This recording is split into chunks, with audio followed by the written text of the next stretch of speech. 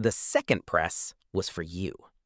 That tiny reflex sits at the center of an old engineering legend where experts failed to speed up an elevator, yet somebody else made the complaints disappear without changing the machinery at all.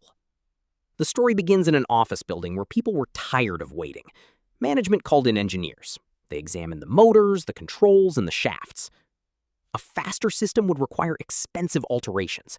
Another elevator would require space the building did not have. The machinery could be improved, but not cheaply, quickly, or easily. Then somebody stopped looking inside the shaft. The proposal required no faster motor, no new elevator, and no change to the journey itself. According to the legend, the building installed it, and the complaints fell. The passenger waited just as long as before. Something about the wait had changed. The engineers had accepted the complaint as a diagnosis. People said the elevator was too slow, so the solution had to involve speed. But people do this constantly. We say an app is broken when it gives us no feedback. We say a queue takes forever when we have no idea how much longer it will last. We are good at reporting irritation. We are less reliable at locating the mechanism underneath it. Picture the lobby. 2 closed metal doors. No visible movement. You press the button and wait. 10 seconds pass. Then 20. You look at the doors. You look at the button. You press it again. Now you are no longer waiting for the elevator. You are watching yourself wait for the elevator. Every second produces a new question. Did the button work? Is the lift stuck? Is it moving away? Has someone stopped on every floor? The actual delay may be completely ordinary, but because there is nothing else to follow, 40 seconds arrives one irritating second at a time. The proposed solution was a mirror. The building placed mirrors beside the elevator doors. People began checking their clothes, fixing their hair, and looking around the lobby through the reflection. The elevator still took exactly as long, but the wait was no longer the only event in the room. A mirror gives the mind another job. It does not remove time. It competes with your awareness of time. Instead of staring at 2 doors and collecting evidence against the building, you spend part of the delay examining a face you already know in unreasonable detail, just in case something dramatic happened to your hair during the last 30 seconds. The building did not redesign the journey. It redesigned what 40 seconds contained. The exact building behind this story is unclear, which is why it's better understood as an engineering legend than a perfectly documented historical case. But the reason the story survived is simple. The measured length of a wait and the way that wait feels are not always the same. The mirror looks like a clever one-off solution. It is not. Look around an elevator lobby and nearly everything is performing 2 jobs. One job is mechanical. The other is psychological. The light around the call button confirms that your request registered. The changing floor number makes invisible movement visible. The direction arrow tells you whether the cabin is approaching. The chime tells you which doors are about to open. None of these features increases the speed of the motor. Together, they stop the system from looking dead. Compare the original lobby with one that has a lit button, move-in numbers, an arrow, and a mirror. Both elevators arrive after 40 seconds. In one lobby, the passenger receives silence.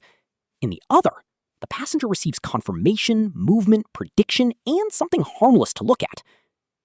The clock sees identical performance. The passenger does not. The same instinct appears after you enter the elevator. People hammer the closed door button because doing something feels better than surrendering to the machine's timing. In many systems, that button cannot shorten the initial safety interval. It may become active later, but the first few taps often move nothing except your thumb. The thumb, however, remains extremely committed to the project. The machine keeps control. The button gives impatience somewhere physical to go. Once you see these parts together, an elevator becomes 2 machines. Motors, doors, and software move the cabin. Lights, numbers, sounds, controls, and reflections manage the person using it. One machine determines how long the journey takes. other determines what that time feels like. That second machine now lives inside your phone.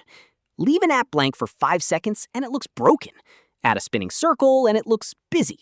Add a progress bar and the delay gains a beginning, a direction, and an expected ending. But designers can go further than merely showing movement. Researchers have tested progress bars that accelerate, decelerate, bounce, or move at a constant rate, even when every version lasts the same 5 seconds. Same task, same device, same waiting time. People do not experience them equally. Constant movement and bars that speed up near the end tend to feel quicker. A bar that slows down makes the finish feel farther away. Same 5 seconds, different 5 seconds. More information is not automatically better. Give people no time display and they may feel abandoned. They do not know whether the system is working or how long the wait might last. But show the exact time remaining and you can create a different problem. Now the user watches every second disappear. The interface has turned them back into the stopwatch. Tell someone nothing and uncertainty takes over. Make them monitor every remaining second and the delay becomes the main event again. The best interface gives enough feedback to build confidence without forcing the user to supervise the wait. That is the digital version of the elevator mirror.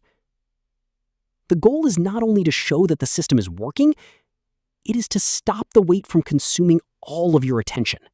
The elevator engineers were not wrong about motors or shafts. They were answering the question they had been handed. The mistake was assuming it was the only question. How do we move the cabin faster? That produced one expensive set of answers. What makes the wait intolerable? That produced another. Every service has at least two speeds. There is the speed measured by a clock, and there is the speed experienced by the person using it. Improve the first, and the service becomes faster. Improve the second, and it feels faster. Strong design tries to do both. There's an obvious danger. A mirror can soften 40 reasonable seconds. It cannot excuse an elevator that takes 10 minutes. A smooth progress bar cannot rescue an app that is genuinely broken. Finally, the passenger finishes checking their reflection, the bar reaches 99%, and the real failure becomes impossible to hide. Good design explains the delay, removes uncertainty, and uses the passenger's attention carefully. Camouflage keeps the passenger occupied, so nobody has to fix the underlying problem. One improves the experience around real performance. The other replaces performance with theater. The engineers had treated the passenger like cargo. Calculate the distance, measure the speed, move the box. But the passenger gets bored. They lose confidence. They press buttons that are already lit. The human response was never separate from the engineering problem. It was part of the system the entire time. An elevator is designed twice.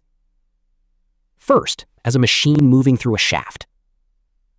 Then, as 40 seconds experienced by the person outside its doors. Your phone works the same way.